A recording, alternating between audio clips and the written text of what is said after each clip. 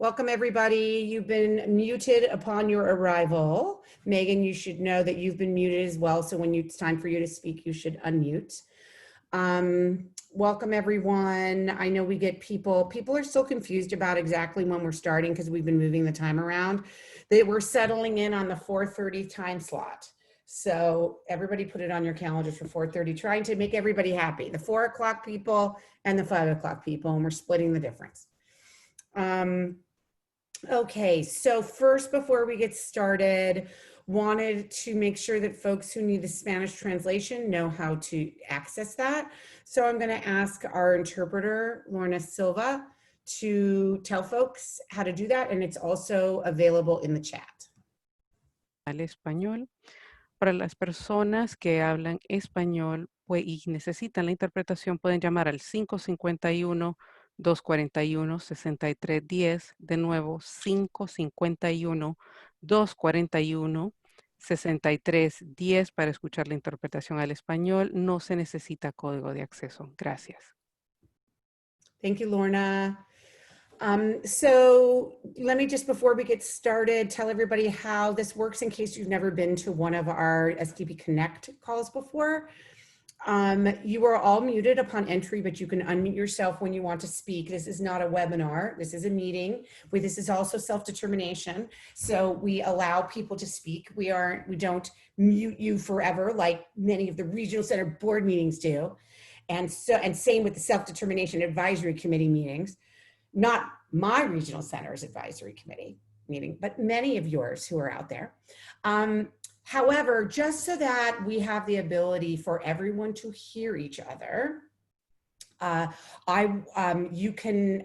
this is the way things will work, is in the chat. Please don't put, you can put questions in the chat, but I have to tell you the chat keeps moving, so sometimes it's hard for me to find your questions. My preference is that you ask them verbally. Keep it brief, but ask them verbally if you can. If you can't, I understand if you put it in the chat. The way you will do that is to click on participants, and then you'll see an option to raise hand. You raise hands, you have a little hand there, and then you can lower it when you're done. It's critical for you to know that you can't like physically raise your hand like this because we have so many people on. I'm not seeing everybody on my screen. So you can go like this constantly, and it doesn't mean I will necessarily see you. So definitely use the raise hand feature. Let's just check to see if anybody's here just by phone. No, everybody is using a device, so everybody has access to the raise hand feature. I will give a chance for those people on the Spanish language line to ask a question, and you can ask it of Lorna, and then she'll translate for you.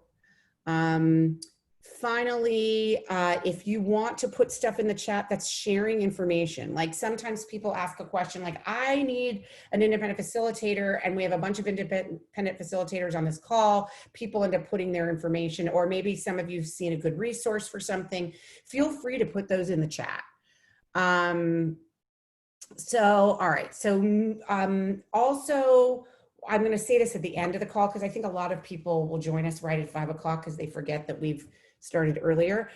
I am super excited about our topic for next week, which happened accidentally this morning when I got a text. So our topic next week is all the problems that people are having with the self-determination program. That is literally the topic.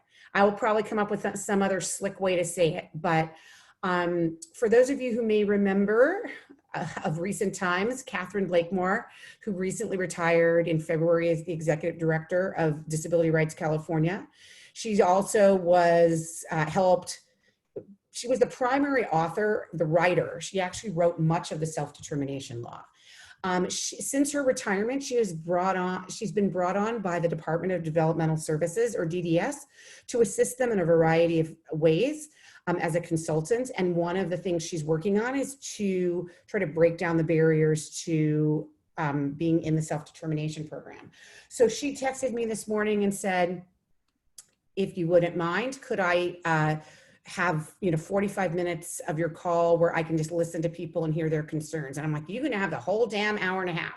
So for those of you who are independent facilitators, FMSs, regional center staff, and mostly the participants and family members. If you have issues that you are seeing, whether it's, you know, issues that can be corrected by DDS, or issues that maybe have other solutions, please come on this call. Tell everybody you know to get on the call next week, because if she doesn't hear it on that call, then she's not going to hear it at all, right? The other thing is that you all should know is that the statewide advisory committee, statewide self-determination advisory committee, SSDAC, co-chaired by Maria Marquez and Rick Wood, have finalized a document with all of the barriers that we as chairs of the local committees have come up with. And that was supposed to be sent out on Monday. I actually haven't heard back when it's going to be sent out, but that is certainly something that I'm happy to share with everyone, as well as we can certainly add to it, you know, on our call next week. So that is that. So now I'm going to reintroduce from last week, back by popular demand, Megan Mendes from Westside Regional Center. She is the HCBS and employment guru. I don't remember what the next word is, specialist, director. I'll just call her guru. Guru is perfect. Right. And she and I led, among other people, led an independent facilitator training last year by Westside Regional Center and by our local advisory committee. And when we were designing our independent facilitator training, Megan very appropriately said, you know what, we need to spend a bit of time on generic resources because people need to understand, the independent facilitators need to understand how to access those for their clients. But I also think it's really important for participants and family members to know where they can get things outside of their self-determination budget so that they can stretch their budget. So she's basically taken that presentation from the IF training and now is going to be giving it to all of you. And I'll chime in when she asks me. But go ahead and take it away. Thanks, Megan. Thanks, Judy. Let me just get my screen set up here. Okay. So thanks again for inviting me to participate today and kind of talk about generic resources and how, first off, what are generic resources and how can you maximize your spending plan in the self-determination budget? I did this last week and I feel like it's apropos again this week, or appropriate this week, for me to say I cannot consider myself an expert in navigating generic resources. I have a feeling that many of you on the call today might be experts, because a lot of times people who are receiving services and their family members have become experts because of the need to navigate generic resources. But I'm hoping that today I can share with you, maybe a new piece of information that you can add to your toolkit, and that I hope that we can learn together if there's top tips about navigating and obtaining generic resources. That would be maybe a good conversation piece for us to think about towards the end of this chat, so we can learn from one another. So let's talk about how generic resources work both in the traditional system and in the self-determination program.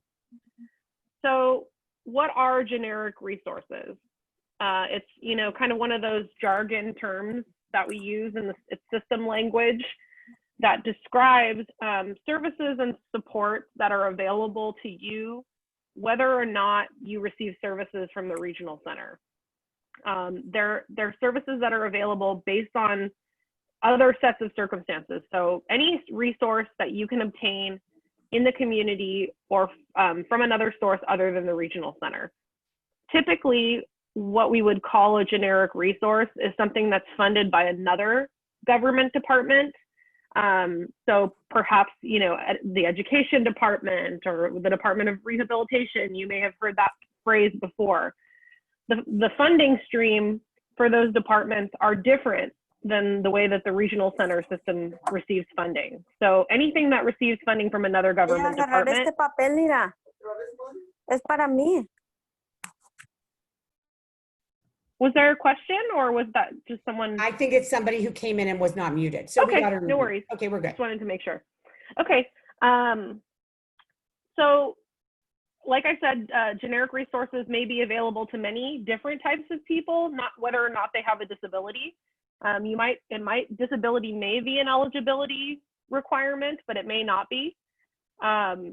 Most generic resources have their own set of criteria to determine whether or not you can receive that service. And there's a whole other set of regulations that apply to those services. So kind of what we'll be talking about today is navigating can become complex, can be difficult, because you're having to learn all different types of systems. They may not all have the same way of obtaining the services. And ultimately, what generic resources can do is they can help you get the support that you need to be able to live, work, and play in your community. So, you know, the regional center system is set up to help with these domains as well, but generic resources might be also available to help you in the way that you want to live your life. So the Landerman Act, which is the legislation that allows the state of California to provide services to people with disabilities under the regional center system, describes the regional center as the, quote, payer of last resort. This may have been a phrase you've heard before. The law states that in the regional center system, anyone who's receiving services must try and get other sources to pay those services first. And the reason that is because we're an entitlement system, which means that, you know, those services are required to be provided. So we need to make sure that we have exercised as many options to obtain funding to make sure people are supported before the regional center steps in to pay. And the thing that I really want to make sure that people understand about this is that there's no difference in terms of this expectation from the self-determination program to the traditional system. So in self-determination, you're expected to seek out other generic resources to pay for supports and services before the regional center pays.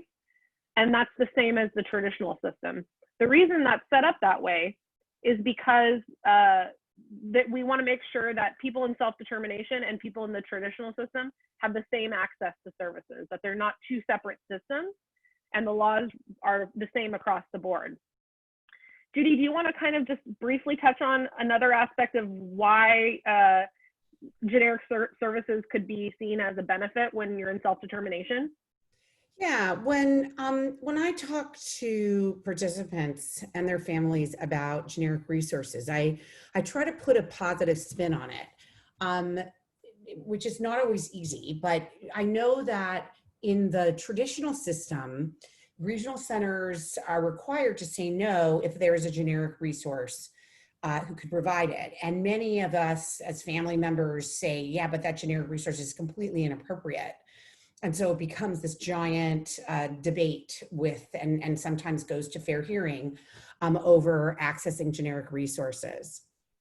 I want you to think about it a little bit differently in the self-determination program in a couple of ways. The first way is that you should think of generic resources as a coupon for getting something free, getting a free service. So let's say you put in your spending plan, buying, let's say you want to become a gardener, and you put in your spending plan buying a hoe and a shovel and whatever gardener, I am not a gardener. So whatever those things are called that gardeners use.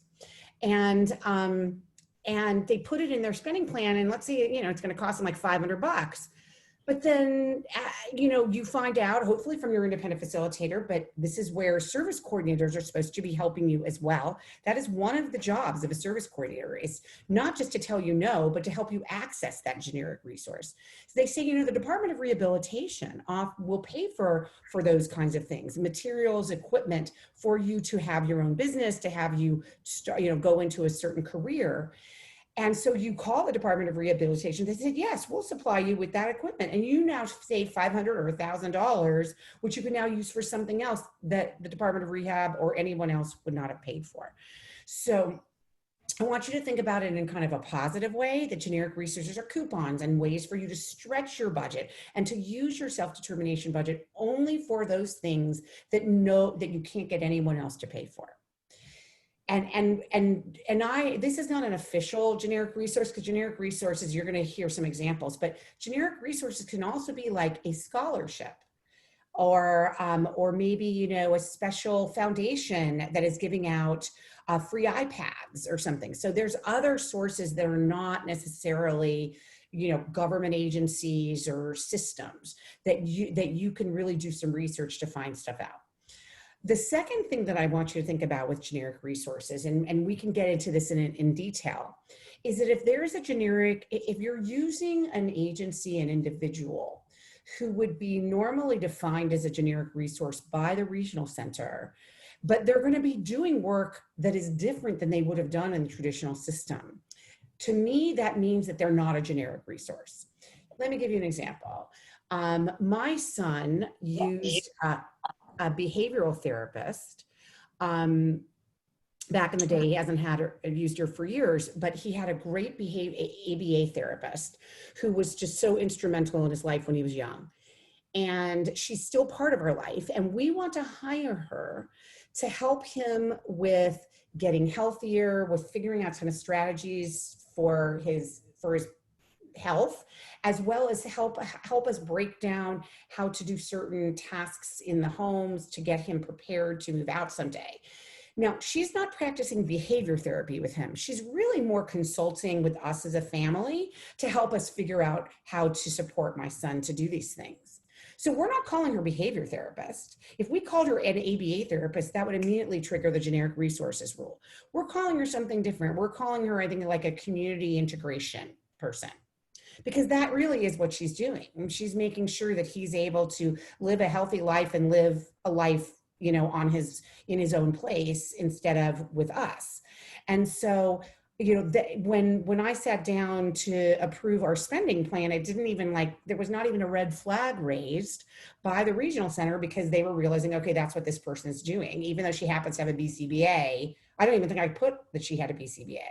Another example is we're using a speech therapist to help my son with communication, but she's really not providing speech therapy for him. She's providing an assistance with him to be able to communicate his wants and needs so that he's able to live in the community more easily and able to cope better when he's in stressful situations.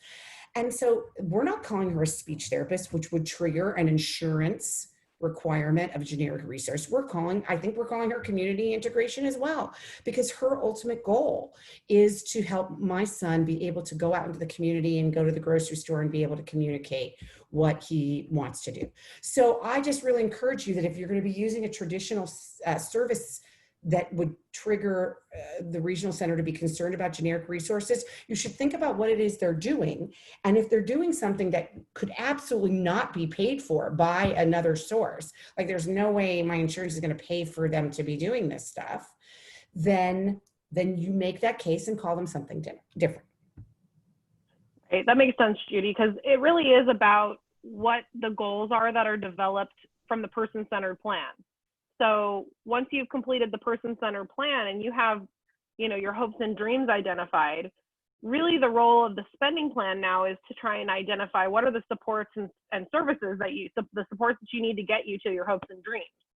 So like Judy said, generic resources are a great option to help you maximize and save money out of your individual budget.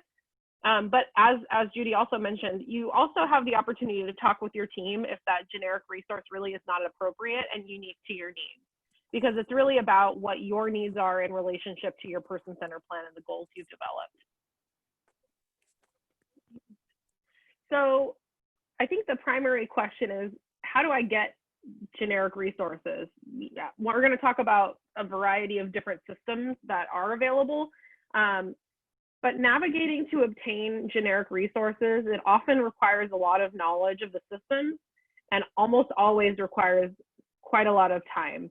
I would be super curious to hear from folks, you know, that are currently experiencing the process of trying to obtain services within some of these generic resource systems that we're talking about today in the time of COVID. I'm very curious to hear how the process has been going because typically, many of you probably know, to obtain a generic resource, you go to an office, you stand in a line, you're gonna spend your day, a good portion of your day, just simply to try and submit your application for many of these types of services.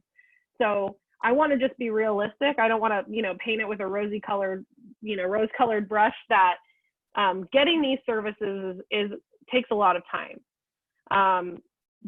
You know, but the good thing is in self-determination, you have the help of an independent facilitator.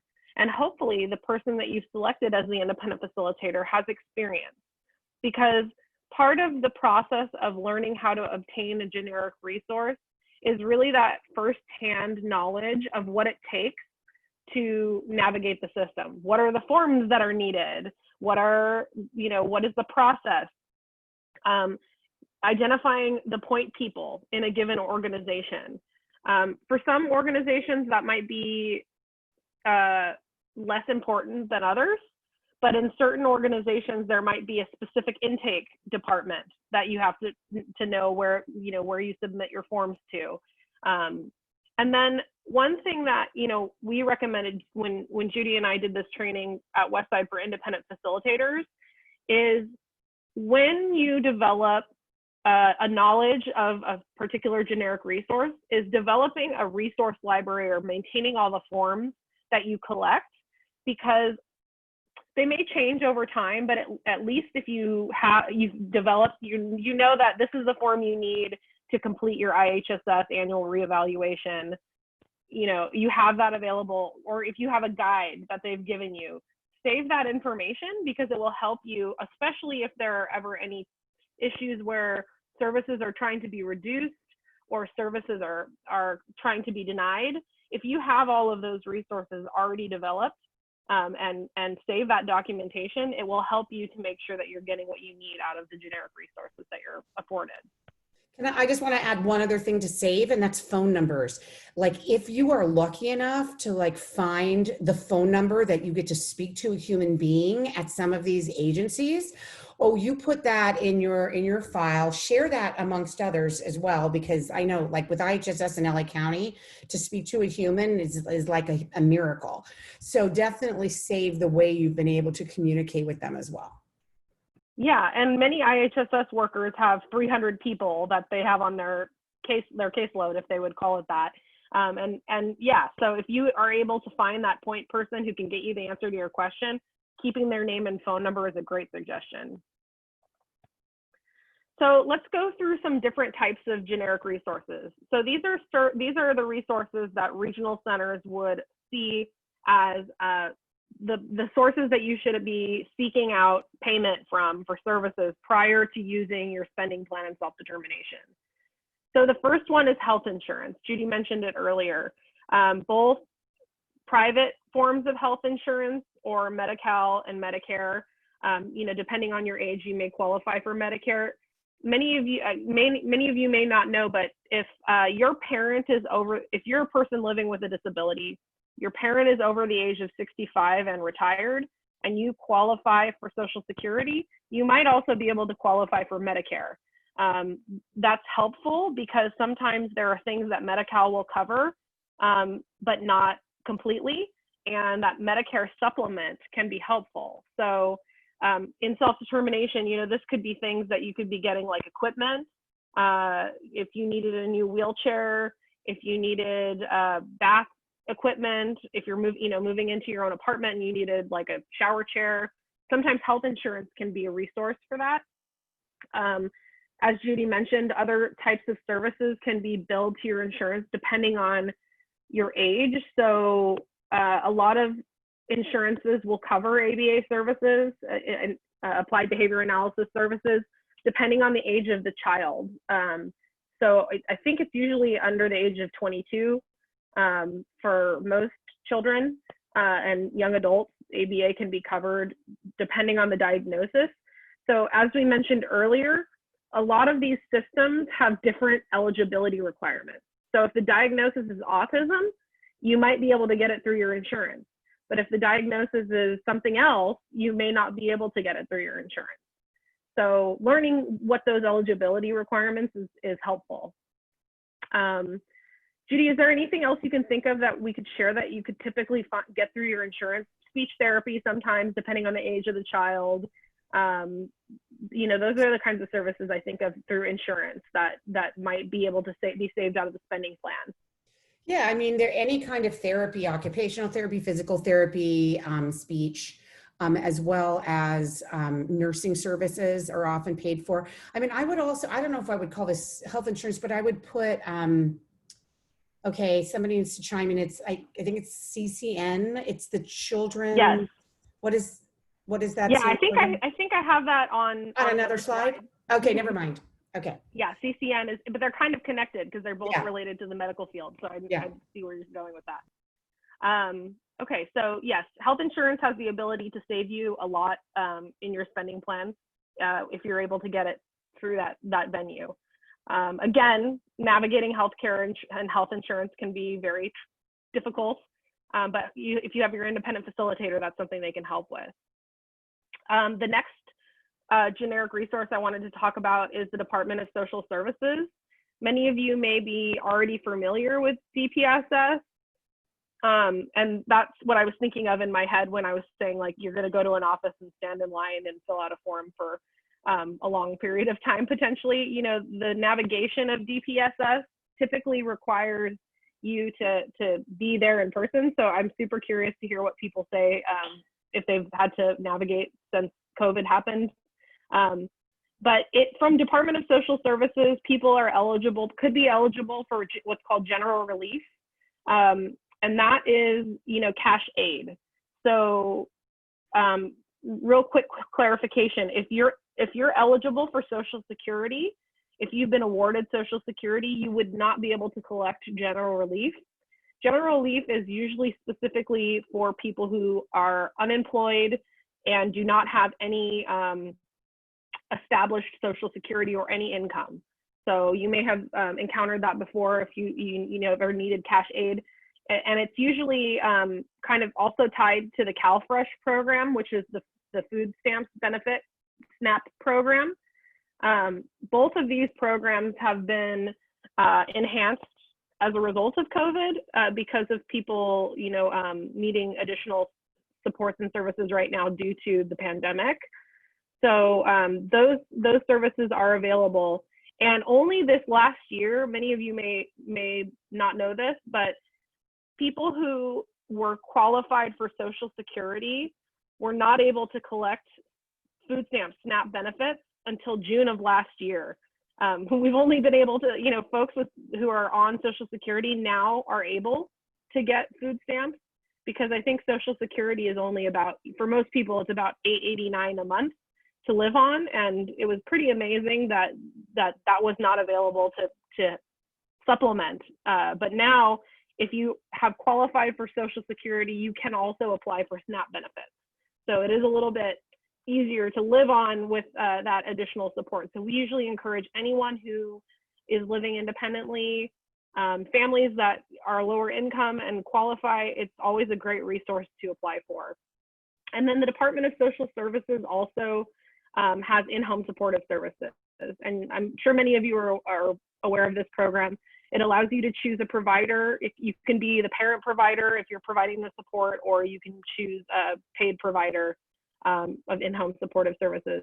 One navigating tip about IHSS is that, and again, I'm probably preaching to the choir, but I just want to make sure that if anyone hasn't done this at any point, when you're meeting with an IHSS worker, it's very important to come prepared with all of the tasks that happen throughout the day that require support for the individual or for you. So making sure that you know the amount of time it takes to help a person get up in the morning, how much it takes for someone to do their laundry, every aspect, because that time relates to the number of hours you are awarded by IHSS. So just a tip for folks who may not have encountered that yet, making sure that you come prepared with all of that information. And then on this, the last, yeah, sure.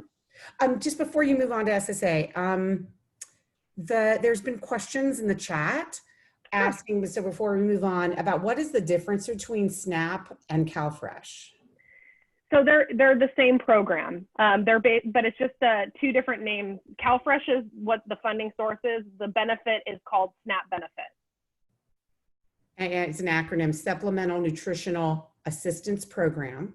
Yeah. And my understanding, and I am not remotely an expert on this, is that Calfresh offers like a larger group of people to be eligible for it. Like yes. There may also be different eligibilities, even though the benefit may be the same. But for example, people who get IHSS are now eligible for Calfresh. Many of you, all of you who receive IHSS should have gotten a phone call in the last few months from your IHSS social worker or assistant saying, did you know just because you're on IHSS means that you're eligible for Calfresh? And if you are struggling with having money to pay for food, you should take advantage of this particular benefit. So the other thing that I just wanted to mention in relationship to self-determination is I want to reiterate that self-determination is prohibited from spending money on food and rent. Like we can't do that. So unfortunately, even if you are unable, this is not a public determination, but I have heard this. Let's say you're undocumented and therefore you are ineligible to receive, well, actually even undocumented people in California are eligible for Calfresh, but you are not eligible for Section 8 housing because that is a federal program. So even if you're not eligible for the rental assistance through Section 8 because you're undocumented, you still cannot get rental funding from the self-determination program, unfortunately. Yeah. I don't actually agree with that, but even if you show the denial letter, you cannot get it. Yeah, that's very unfortunate. It's written in the law that's prohibited. So thanks for that. Does Calfresh offer a cash benefit as well? I am not sure because I'm not. So the cash benefit is the general relief program. Mm. So you can obtain it through the Department of Social Services. Typically, when you apply for any benefit like Calfresh or anything through DPSS that's related to like your income specific to how you're paying your bills and feeding your family, they should evaluate whether or not you're eligible for general relief as well. Mm-hmm.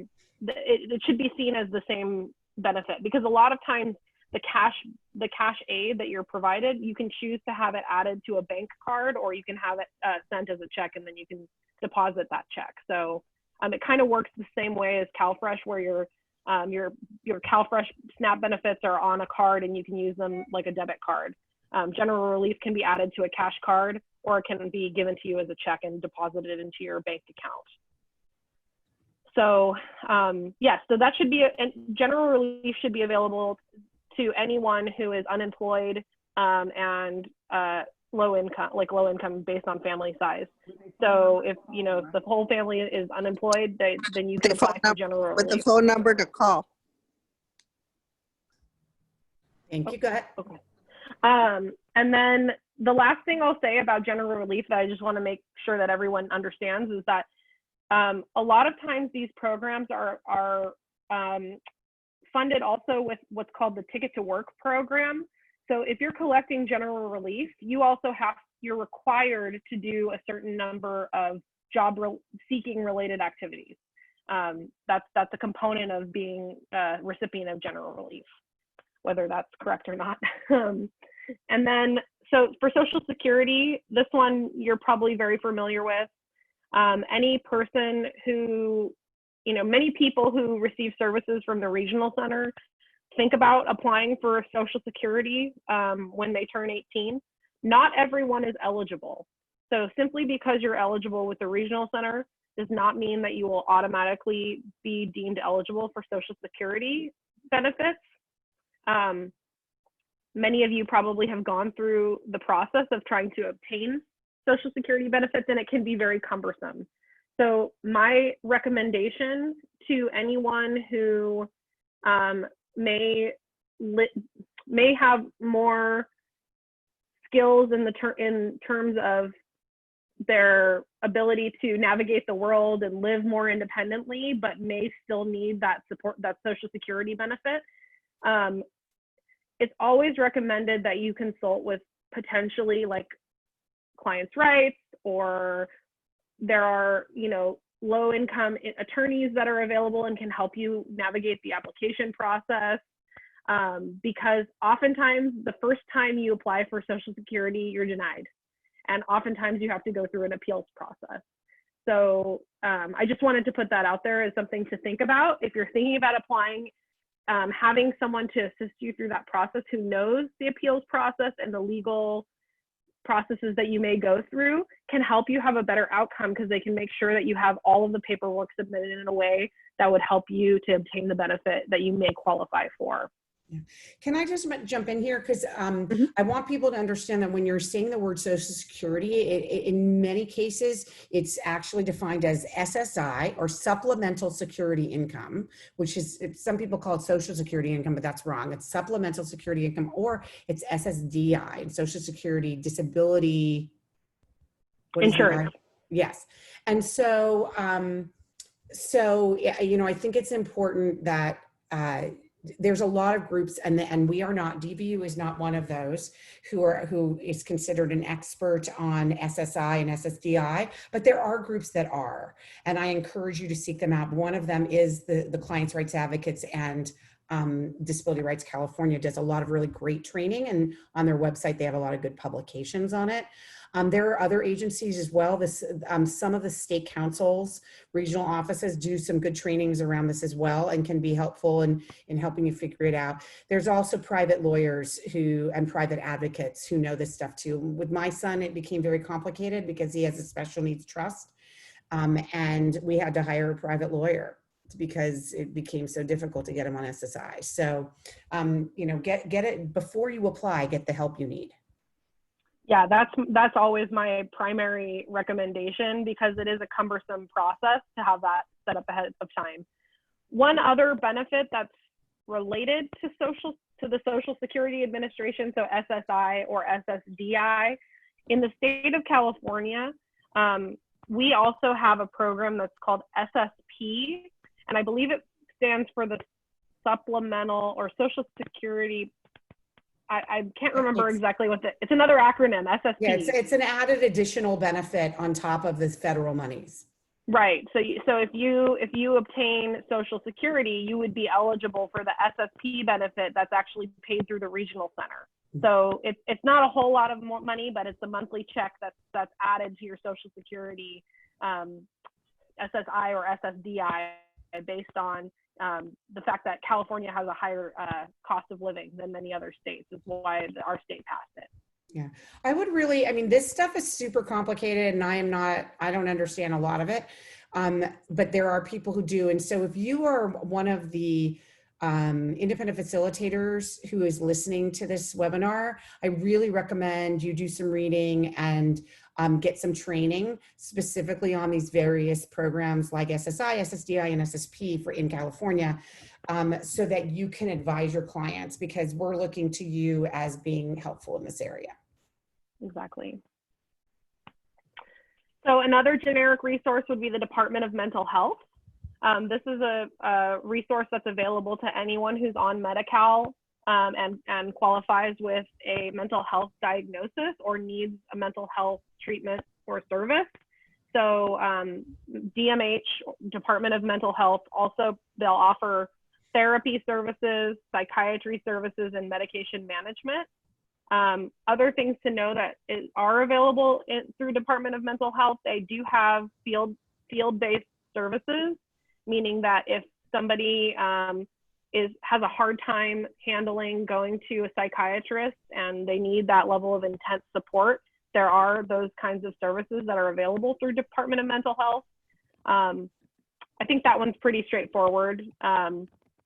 One tip for navigating Department of Mental Health, at least right now, we're doing a lot at Westside Regional Center. We've done a lot of collaboration and outreach and development to try and partner with our local service area in terms of making sure that our population is supported by Department of Mental Health.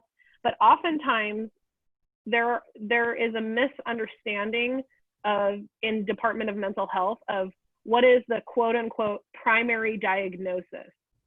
So if the Department of Mental Health learns that somebody has a developmental or intellectual disability, there is a possibility that they would assume that that diagnosis should be the primary diagnosis and that services should be delivered through the regional center in order to address mental health needs. It's a very big misconception that, Department of Mental Health has been working on, but I would encourage you, if you are needing support or someone you love needs support around mental health care, just to be aware of that dynamic, that Department of Mental Health may see the disability before the mental health diagnosis. So just knowing that may inform the way that you try and navigate to obtain those services. We talked about the housing authority a little bit. Judy mentioned people who are low income can obtain a Section 8 voucher in order to seek out low income housing. People are qualified based on their income and number of members of their household. And one thing that's really important to know is that wait lists for Section 8 are all managed at the city level. So if you want to get a Section 8 voucher in Inglewood, you're only going to get, and you get on the wait list and Inglewood opens the wait list to get a Section 8 voucher, you're only on the wait list in Inglewood once you get in.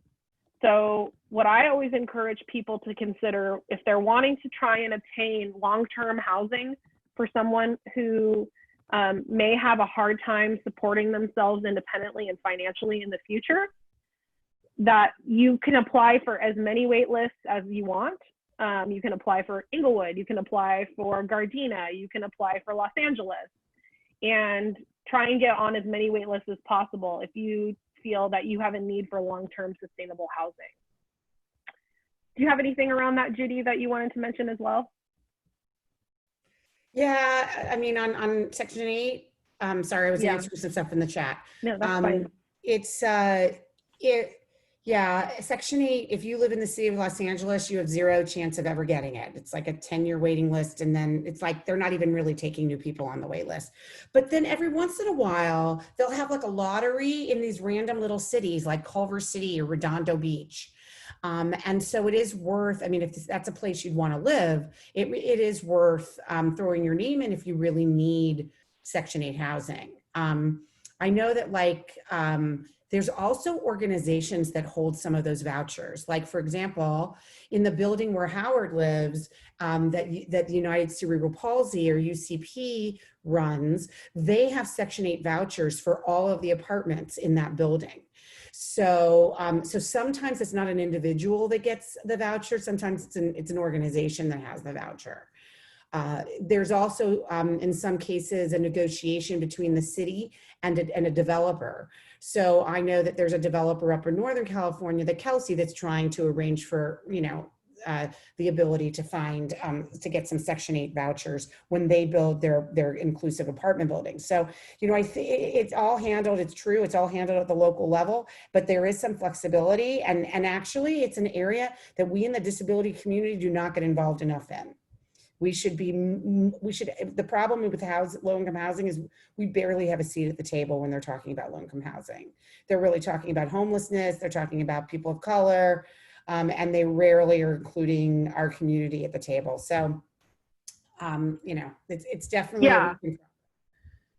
the point about the developers is really a great point, because there are many developments in Los Angeles that get a tax break for offering a certain number of low-income units, and a lot of them are specific to being available to a person with a disability. So being aware if there are new buildings and new developments that are coming on, finding out how to get on their wait list.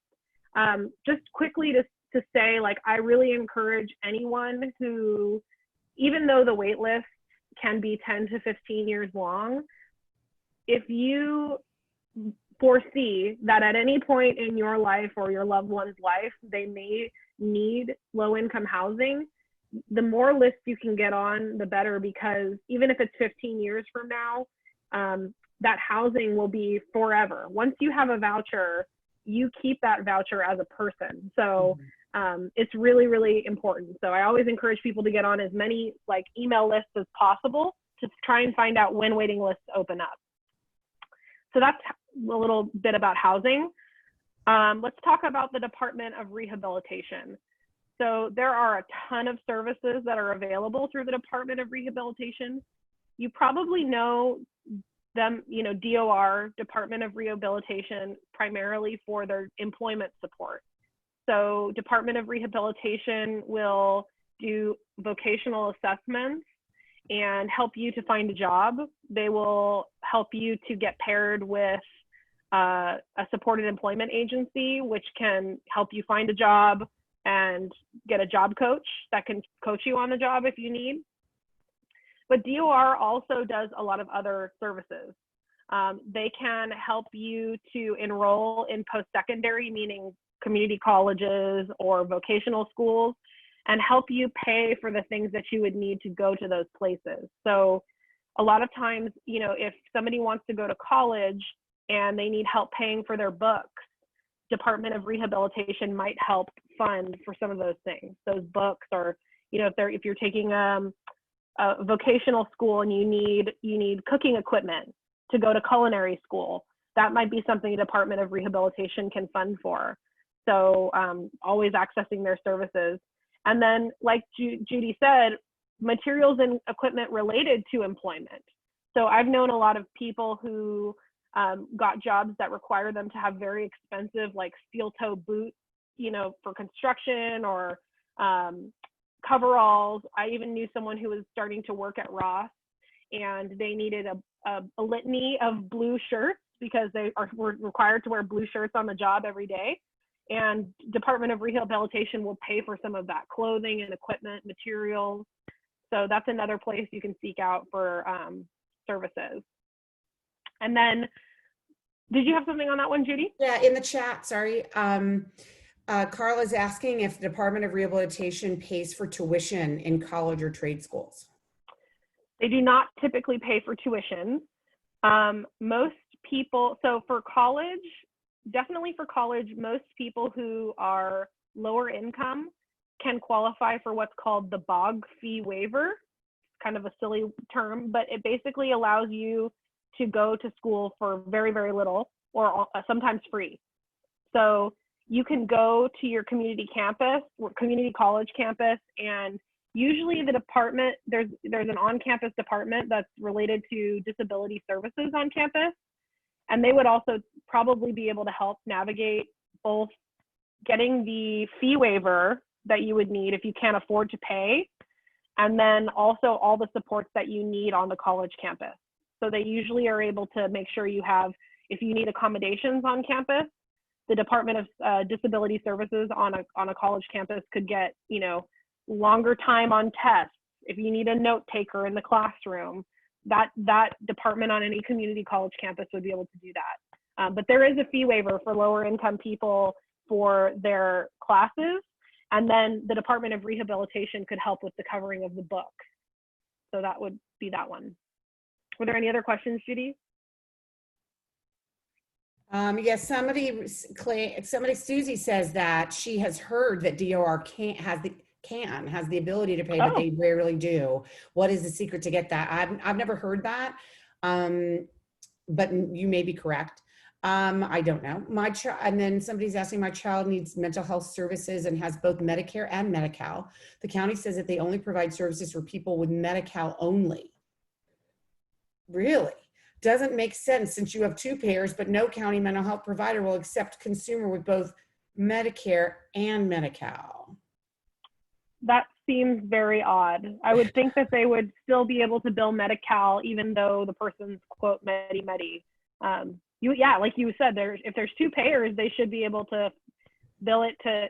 Typically, the way insurance billing, from my understanding, happens is Medi-cal becomes the primary payer, and then other insurances that you have are the secondary payer.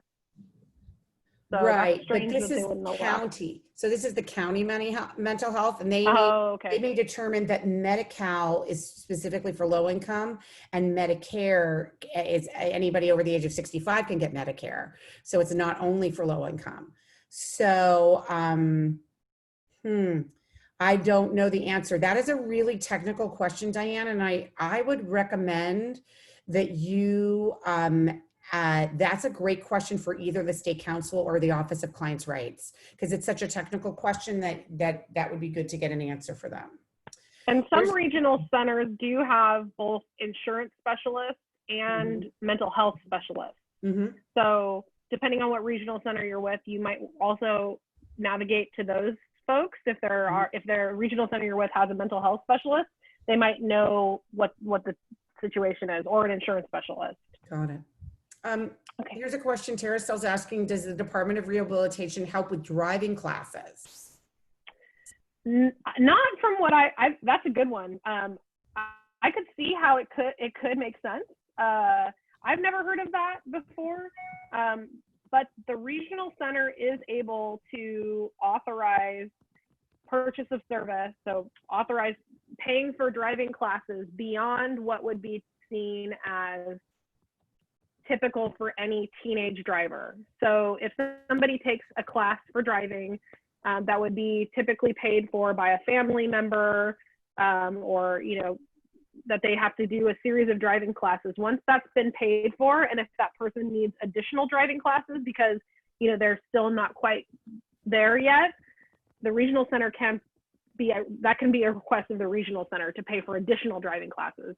But the first round usually has to be paid out of pocket because it's seen as not relative to the disability, because any teenage driver would need driving classes. So does that help? Yes. So here's somebody who's just responding. I've spoken to someone directly for whom DOR paid for college, but she was very clear on her vocational goal as a pastor and could demonstrate a long-term interest in this job. She may have met other requirements given other God faith efforts.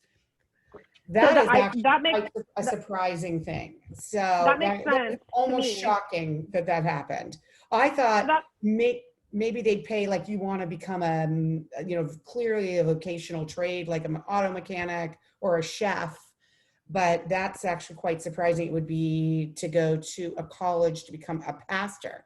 That's really to go to divinity school or something like that. That is interesting, but the logic I understand, because that makes sense. I have heard of Department of Rehabilitation.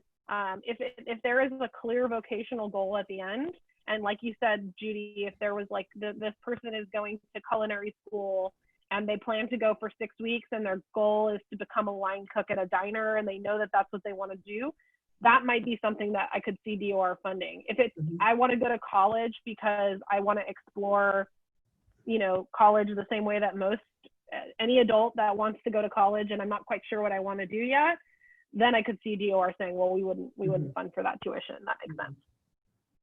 There's another quick question. Are there generic resources that can help individuals furnish a first-time apartment? I don't think there is. However, there is actually a service code in the self-determination program that specifically allows you to do that. So what you would do, how you would do that, is to say that you are, you have a change in circumstances or an unmet need that would be a one-time expense to increase your individual budget for that move, because that would not be something that you would need obviously every year, because I don't remember what page or exactly what it's called, but there is a very specific line in the 26 pages list of services which says that they can pay for furniture and other equipment to move into your first place. So definitely look at that as potentially something you could do with the self-determination program. Great. Shall I continue on and then Yes, we can jump please back go. into the chat? Okay, great. Yeah. So the last thing on this slide may or may not be applicable, but there are additional funds that are available for food and other supplies under the WIC program, Women, Infants, and Children program. And a lot of times when you're assessed at the Department of Social Services for, like we talked about before, with general relief or Calfresh or those kinds of services, you might also be eligible for WIC if you have young children that need additional nutritional support. That's usually what is covered by WIC. So Judy also mentioned earlier California Children's Services. This is another funding source that might be available if you have a child who is in need of physical therapy, occupational therapy, and equipment. So a lot of times from what I've understood about CCS that they typically do is they have a whole series of assessments that can be done to determine what type of adaptive equipment that you might need. So do you walk with crutches? Do you need other types of adaptive equipment to be able to be independent? So that's what they're able to provide. Another type of generic resource would be public transportation forms.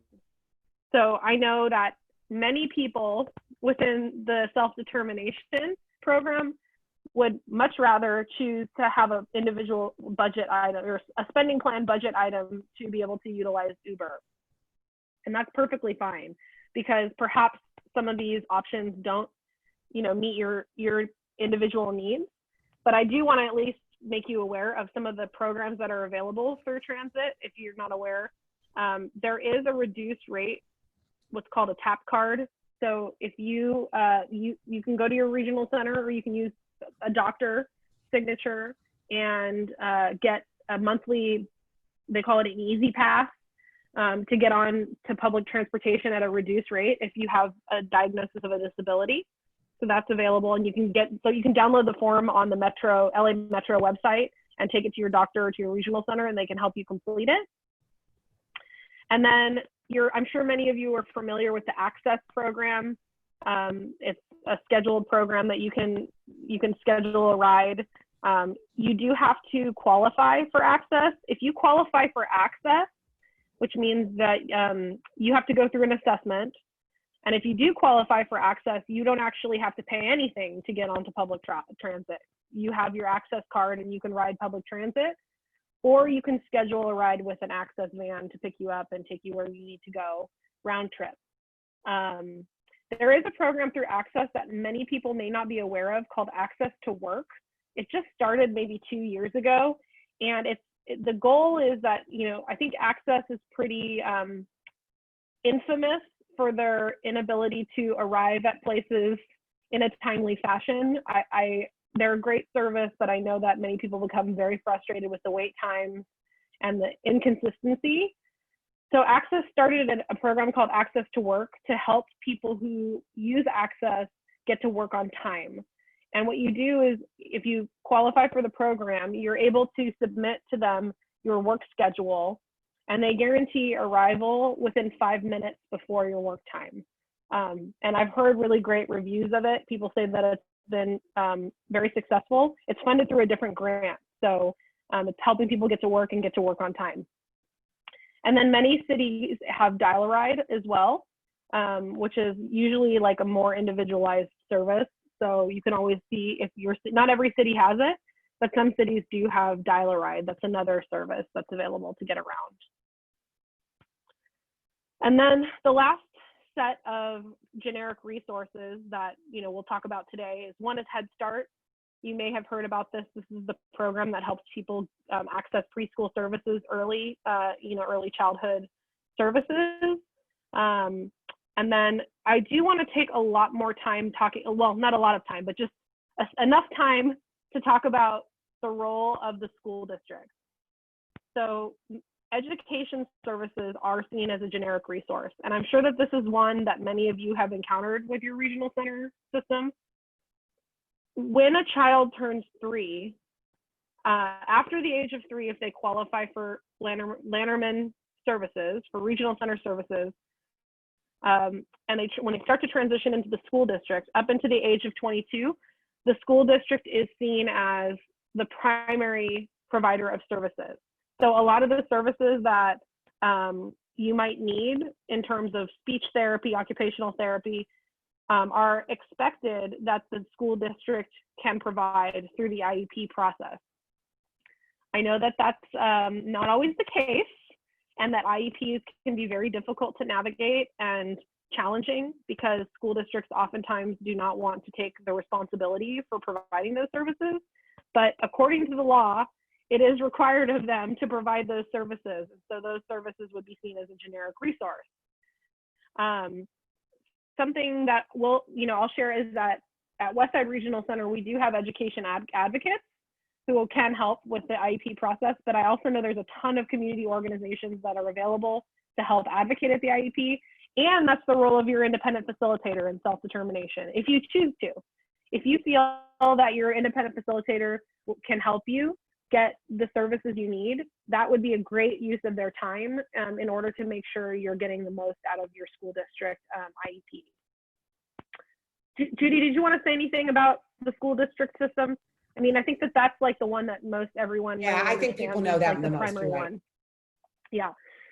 So, and then lastly, Judy mentioned previously that there are a lot of maybe community-based nonprofits or non-governmental organizations that could be out there who have scholarships, anything that you might want. Like, for example, maybe in your person-centered plan for self-determination, you really want to go to an art camp. And that's something you really want to do. But your budget, your individual budget, you want to try and figure out a creative way to go to that art camp without having to pay out of your spending plan. Maybe there is a community-based nonprofit that offers scholarships to attend those types of art camps, or the organization you want to go through offers scholarships. So that's just another way that you can consider maximizing your spending plan. So again, just kind of in summary, the goal of generic resources within self-determination is really just to maximize your individual budget, trying to take all of these opportunities to figure out ways that you can save money so that you can do more things with your individual budget.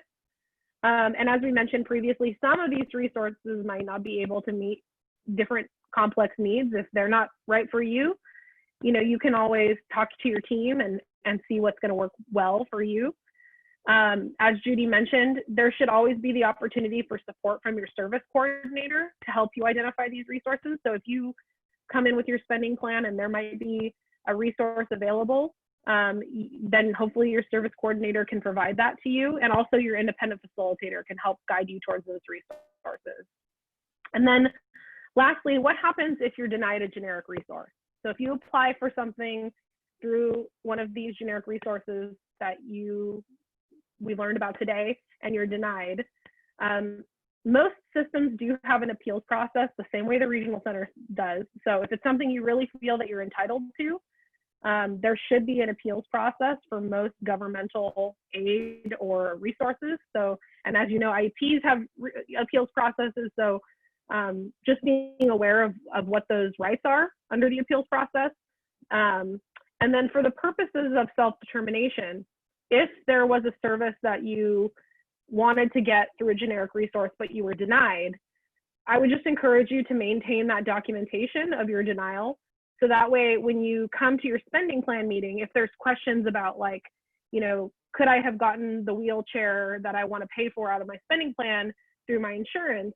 If you requested that through your insurance and it was denied, if you have that documentation with you at the spending plan meeting, that would help, because it would just, you won't have to go back and forth. You'll say, I've already requested that, we are going to pay from it for our spending plan because we were denied.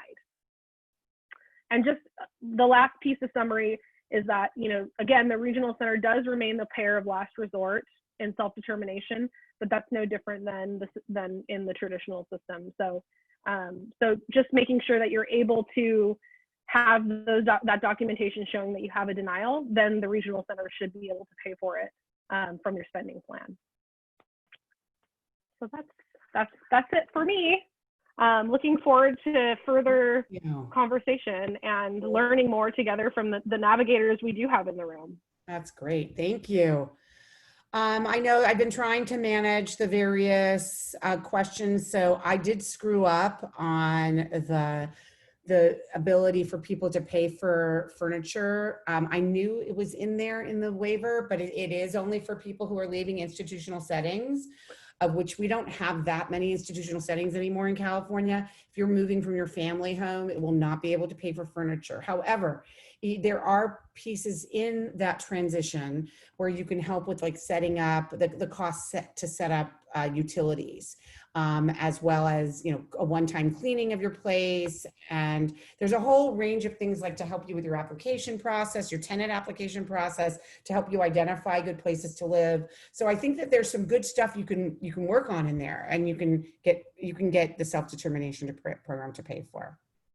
I did get a question, a private message in the chat from someone asking about if insurance covers 50% of a cost for a service, can self-determination cover the rest of the cost? Great and question. The answer, I think, is probably maybe, right? Because there are copay.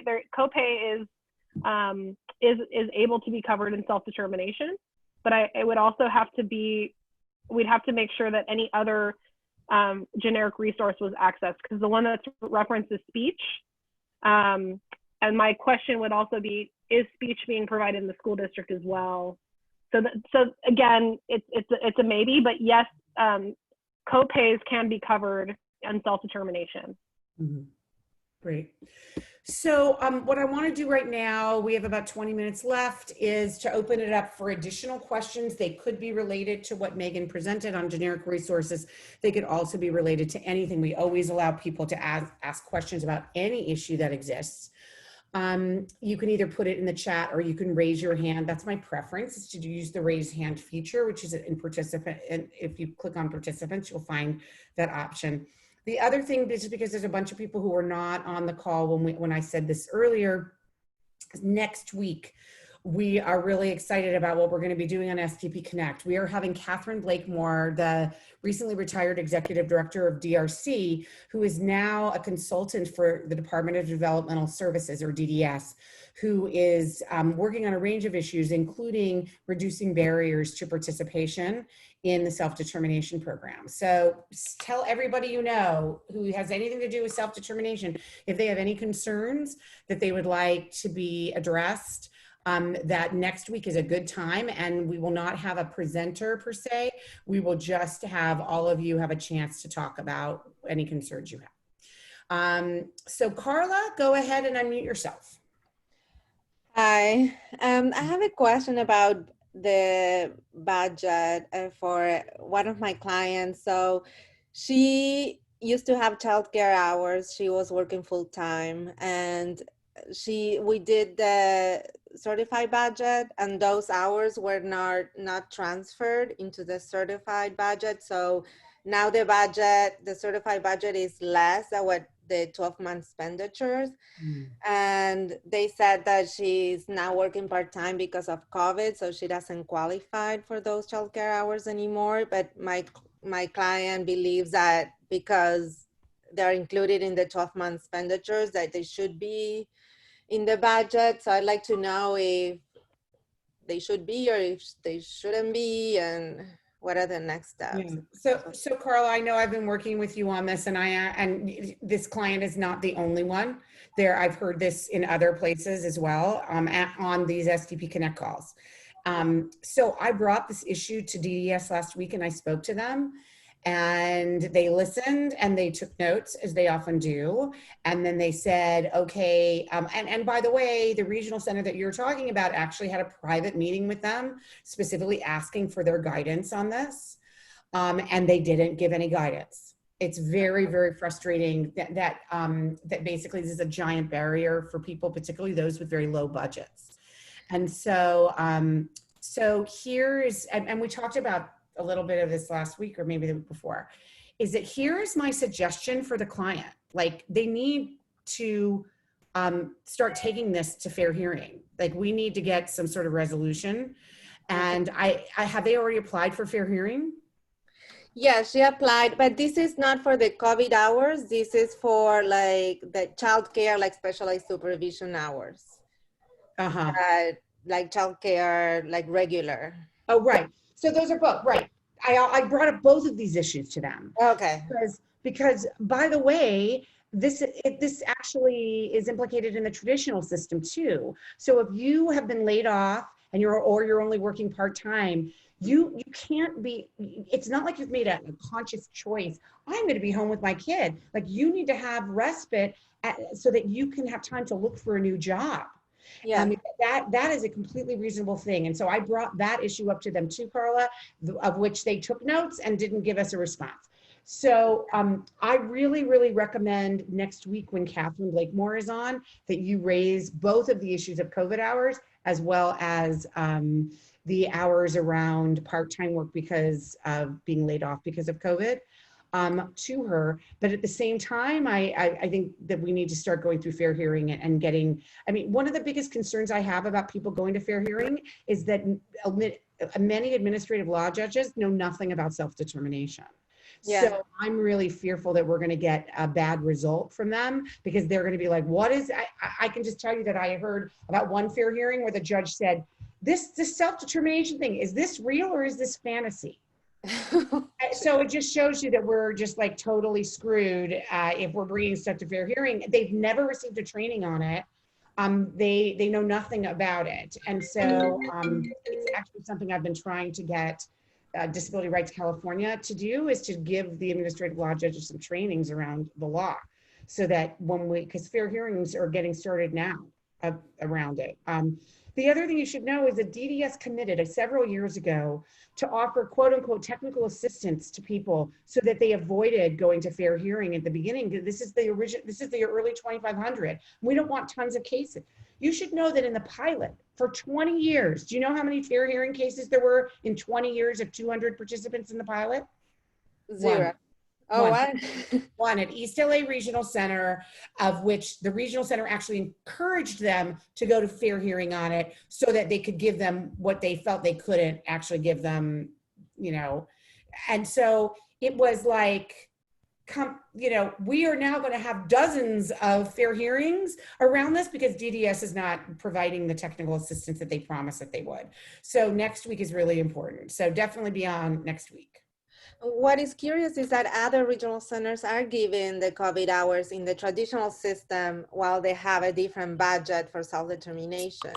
Yeah. I've heard that today from that to me is such a clear case of discrimination of people who are in self-determination. So I would suggest that people, before going to fair hearing on COVID hours, so some regional centers, you should know, are not including additional COVID hours for like respite personal assistance in your budget because they're saying it's a one-time expense. But DDS you see continues to, in fact, just today it extended it till the end of September.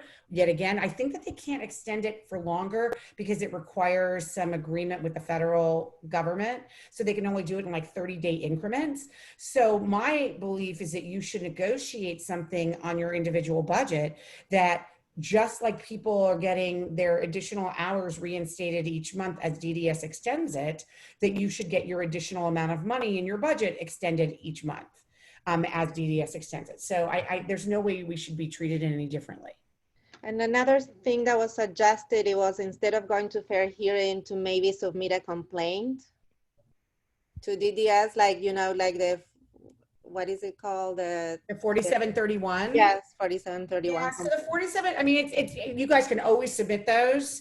The 4731 is a civil rights complaint outside of services. So if you're not getting the service, and I would consider what your budget amount is the same thing as services. So I think really the appropriate route, it really is the fair hearing process, unless of course you feel you're being discriminated against for another reason. Like for example, You may be it may not be about the budget. It may be about your services. So you have your services listed in your spending plan. And let's say the regional center says to you, no, you shouldn't have that service to start your own business, because really, I don't think you can start your own business. You know, something like that, where you're feeling discrimination, that to me is a 4731 complaint, as opposed to the individual budget, which budget amount, which I think is more of a fair hearing process. But we're trying to avoid that as much as possible, because we're trying to go, but I still think you should apply, because there's a date process, and that they have to get back to you on it through fair hearing. So you certainly want that process to play out while we're trying to get DDS to provide some directives around. Okay, so for the two services, COVID and the childcare, so Yeah. two different fair hearings. Yeah. I would start it. I would start the process. Okay, thank you. Christina, go ahead and unmute yourself. Hi, thank you guys for all the information. I have two quick questions. One, I brought up nursing prior, a nursing question before, and our regional center is still struggling exactly how this will play out when somebody receives the nursing services. So before age 21, consumers who have EPSDT, which is it's a generic service, they get nursing services. Megan, you're shaking your head, so you're familiar with that. Once they turn 21, then they are told to be put on the HCBA waiver, which is the nursing waiver, and which is, again, generic service. So when they get off that waiver, because they can only be on one waiver at a time, my understanding, and they go on the SDP waiver, then nursing services are not a generic service anymore. Is that correct? Or they aren't sure. I mean, they know it's a generic service, but they're not sure how it's going to fit into the budget if you were receiving it in that realm prior to. So I just wanted This is a bureaucratic nightmare that you're bringing up, Christina. So I empathize completely. So the way that the self-determination law and the home and community-based services waivers, the CMS waivers, Center for Medicaid Services waivers were written is that people can only be on one waiver at a time. And like you said, EPSDT is under the HCBA waiver, but if someone enrolls in self-determination, they have to be on the self-determination waiver. And you can't access the EBSDT from the self-determination waiver. And that's just like, I have not found out the solution to that, Christina, because I don't think we've figured out the loophole that has to be jumped through for that, because it has to do with where the funding is coming from and how CMS, Centers for Medicaid Services, funnels it into the system. And I had another person who was asking the same question. Is Tamara Pauly on this call? I don't know if I saw her name. She was an independent facilitator who was working with a family who had the same situation. Okay. So Christina, do you know Tamara Pauly? She's been on these calls before. I don't know her. I don't, but I did find out one thing, but it's a little tricky. As a nurse, you can become an independent nurse provider. It's a process you have to go through. Then you would be paid by Medi-cal directly. And so you wouldn't go through an agency, but then you have to get your own like malpractice insurance and things like that. But that potentially could be an option, although like the regional center wasn't, familiar with that. And that's, again, a whole process, but that would mean they would be paid by, the nurse would be paid by Medi-cal, so it wouldn't have to be in the budget. But then, and if the nurse didn't want to do that, or they didn't want to be, if they wanted to stay with an agency, then that's where we're running into problems as well, because nobody, like you said, there's nobody really, I don't know if they didn't come up or it wasn't thought through, like you said, because it is a it is under it's all under 17. HCBA. Yeah, HCBA, and then under the home and community-based services, right? So HCBA is under HCBS, and then there's DDS. So it's tricky because it's Department of Health Services and it's not Department of Developmental Services. And so there's these two separate things. So I will try to get in touch with Tamara, you said, Polly? Yeah, Tamara Polly. I believe she has, if you Google, I see Diane nodding her head. I think she might be texting her.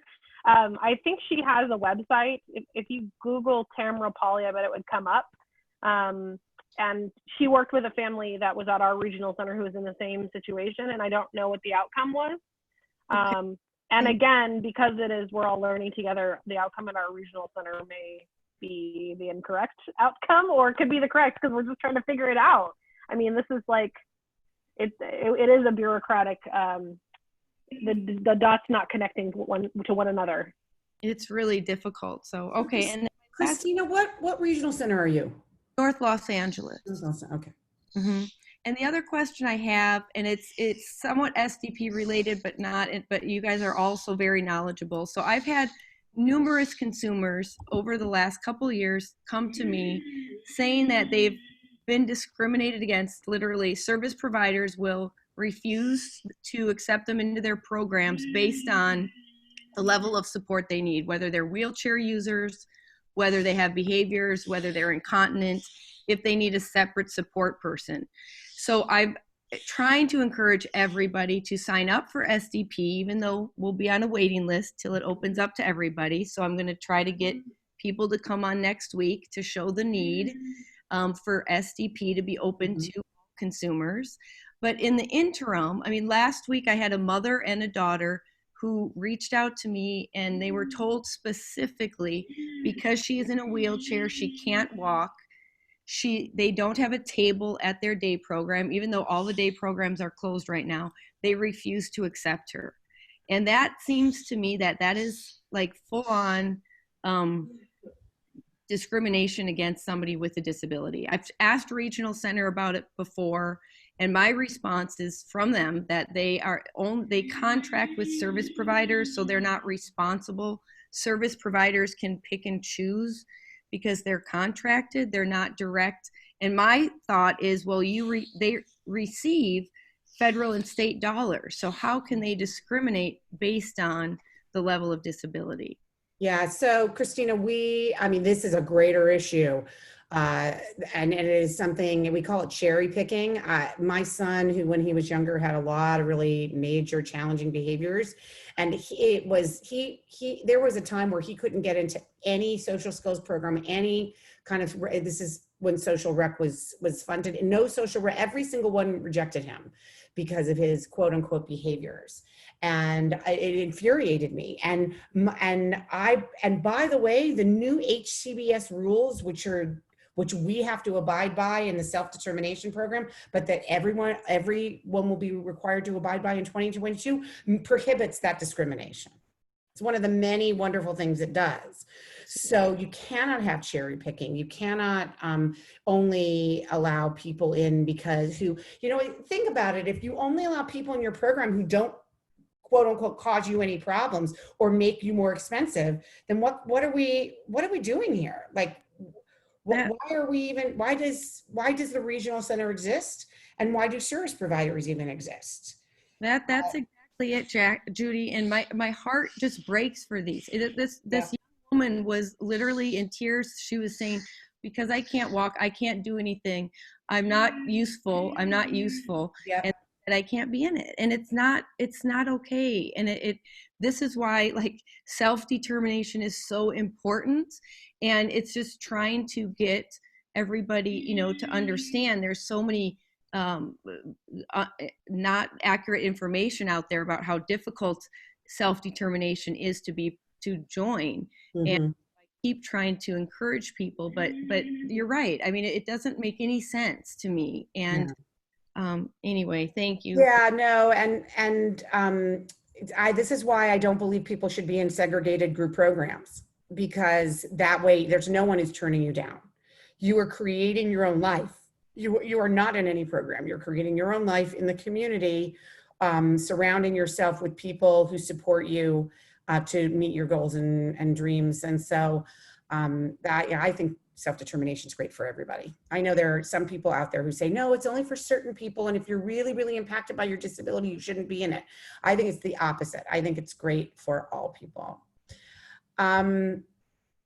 So are there any other hands? I don't see any other hands raised. I just see some comments that people should look in. Oh, I just want to clarify something that came in the chat privately to me. So I made this comment because if you look at the literal language of the waiver, which is that agreement that the state of California has to provide self-determination, to support self-determination using federal funds, that the furnishings were very specifically named for people who are leaving institutions. However, just like I said, generic resources, that you call something different and you can do it. Ann here made a great point privately with me in the chat, that it is not point blank like that. For example, if you let's say you're moving to your own apartment, but you need 24/7 supports, and of course you have to have a support staff maybe sleeping there overnight, you may need to buy them a bed. That bed is really about independent living. That bed is not for you to sleep in. That's not your furniture. That is your bed. You want to, let's say you're going to get a job or you're going to go to school to meet some of your goals, but you don't have a desk. That desk is employment. That desk is, higher education. So same with it. To me, it's the same thing as equipment like a computer. So, I think that there are ways of calling things something for health and safety. I know for sure in there is if you want to put in a security system in your house, or you want to put in, something like GPS or any kind of thing like that, those are completely allowed. So, think about things in a new way. That's really what your independent facilitator should be helping you do, is to think about why. What are your goals here? And if your goals are clearly stated, it's not like, well, I want one of those lounge chairs that allows me to, sit and watch 3 movies at the same time and have my Diet Coke in one arm, and my coffee in the other. It's like, no, that's not meeting a goal that's in your IPP. But if your goal really is a social goal, let's say, I want to host movie nights at my house, and to host movie nights, I need a television set to host movie nights, or I need some sort of hookup. I mean, I think you're going to have to make that case, but I think you could. I know people who've gotten their Disneyland passes approved because they're saying that Disneyland is a way for people to be integrated in the community. They go there with their friends who also have Disneyland passes. And if they can't afford to do it on their own, there's no generic resource, and they've gotten it approved. So, I think that there are ways of describing lots of things, as long as you're not calling it, furnishings to move into my own apartment. Any other? So before we leave, just raise your hands. We have 2 minutes. Anybody have any other questions before we take off? All right, seeing none, have a wonderful evening, everybody. Just a quick announcement in case you don't know this. So we're not having a webinar tomorrow because we are done with our coronavirus webinars. Unless something major happens, we feel like we have done almost everything in the world to talk about disability and coronavirus. But we are moving on to the election in November, and to ensure that people with disabilities, their families, their direct support providers, all their service providers, and all their friends and families are all voting in the November election and understand their rights to vote. And so we're starting, Disability Voices United, along with many other partners, have created a coalition. And if any of you are interested in being part of that coalition to bring with you, this coalition is worker bees. So it's not just people who may be interested in hearing about it, but you're people who are willing to add to it, to get the word out, to be part of the work that we're doing. Put your name and organization and email in the chat, and I will add you to our list. We are doing we're going to announce next week at our webinar, our campaign, which is called Disability Vote California. And we really, really hope that all of you are interested in getting involved. So that's all. Thank you, everyone, for joining us today. Diane, yes? I think I think she's here. If one more minute. Right, I know, it's just at 6 o'clock. So, so I think Tammy, you know, we're done. But the question was about something that I, you know, maybe, I think it was Christina. Christina has your email address because it was put in the chat. And so she may reach out to you about something that I know she was working, that is similar to something you had with another client at Westside. Okay? Okay. All right, everybody. So thank you so much for joining us tonight. And we look forward to seeing you next week. Take care. Bye, everyone.